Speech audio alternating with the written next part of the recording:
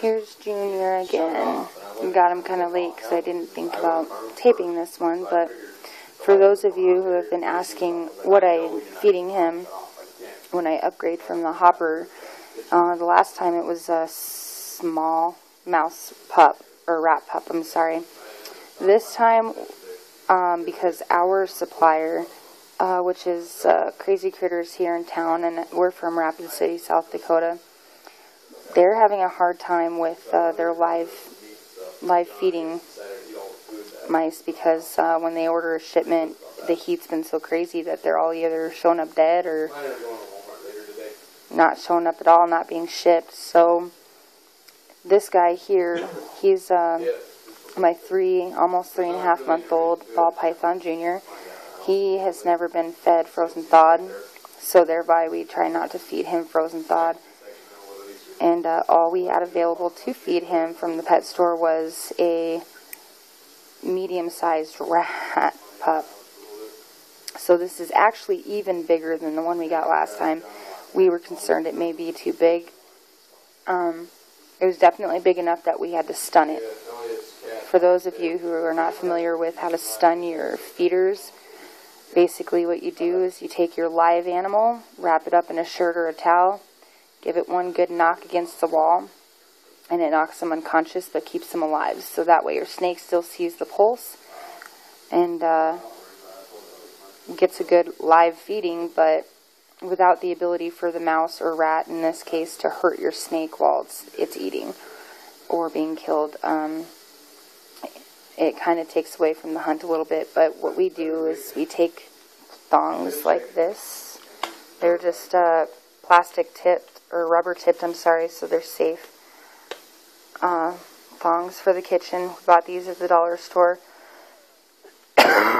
Pick the mouse up by its leg once it's stunned, and we dangle it. And that gives Junior everything he needs. You see, he's got some pretty good stretch going on for a 3.5-month-old. He hatched May 8th, 2012. So, actually, as of today, he's 3 months old. May to June to July to August. Yeah, 3 months old. We also keep a log book just because here within the next year we're going to try breeding. So we're going to be doing a rack system. Here is tub number 1. Has 2 hideouts. It's got moist substrate. We use Eco Earth. It's the best we've found so far. It holds humidity and it doesn't mold, which is good because a lot of the substrate you can get, if you get it too moist, it'll mold. And it also, if you get it sopping wet, it'll dry out pretty easy.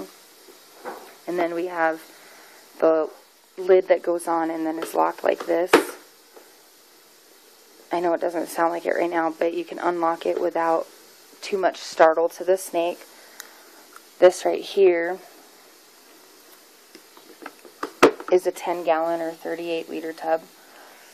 And this is going to put both my little guy, my 3-month-old, which is Junior, and my unknown age but close to breeding size female together. And the reason they can be together right now is because my male is nowhere close to being able to breed, and she's only like 1,100 grams. So she's got a couple hundred more grams before she's ready. She will not be ready this season to breed. And these are the only 2 snakes we have right now. And then, like I said, this is the containers. We have holes. We have 3 holes drilled in each side. And 2 holes drilled on each side of the front. Can't find my phone right there. And then 2 pretty good hideouts. The water dish will go back in that corner. Right now, the female's been having an attitude problem. She's been striking at her glass. We think that once we get her into the rack system, she'll be a lot better. She'll be able to be put in a room by herself. The only snake with her will be this guy. For some reason, which is odd, I know for snakes, she's taken kind of a motherly stance. to Junior. Run it. Go. Now. Wait. So she kind of protects him a little bit. We think it might stress her out even more to take him away right now. So a lot of her issue is stress. We got her from the store, and then when we bought her, they said she hadn't eaten for 2 weeks. They got her from a previous owner. She's 3 feet about in length. I'll do some more measuring later on her specifically. Junior is about 1.5 feet, close to 2 feet, maybe a little bit longer. And what we do with our rack is, to maintain temperature, is we'll put the little probe in one of the holes that's been drilled in, and then we use a digital that we post on the outside and the front. And that way we can constantly keep track of the temperature. And we'll also be keeping a humidity gauge right here. So that way when we pull it out and check on the snakes every day, we know that their humidity is where it needs to be. Misting should still take place 2 to 3 times every day until the cooling off period, which just to mock up and prepare for next year's breeding season, we'll be cooling them down this year as well. Cooling them down just means keeping their tanks or their rack system at about 5 to 10 degrees cooler than you normally would. So during the day, instead of 84 to 87, you'd want to keep it at about 80. And then during the day, and then at night, you'd want to keep it, instead of it being at like 75 to 78, you want to keep it at like 70. And that to them mocks that it's coming up on breeding season. So then when you start to pair them together, they're ready for it. Yeah, he's pretty huge. Look at that. That's crazy. Crazy how big he is right now. He's a good eater. When we bought him from the pet shop, I had him in a community tank with a couple of other babies, and she didn't know which ones were and were not eating, which, okay, that's when you start separating them and figuring it out, but whatever. So we anticipated having to force feed him. However, ever since we've gotten him home, he's been a really healthy eater. He eats at least once a week.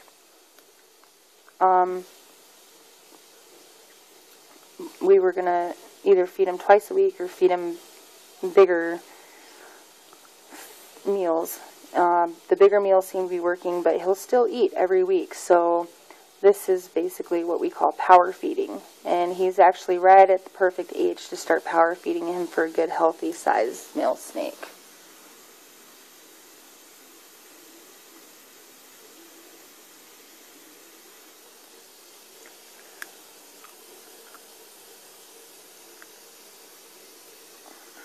And that is feeding Junior and talking about the rack system. And then here in just a minute, we'll show you how we do frozen thawed for Bella.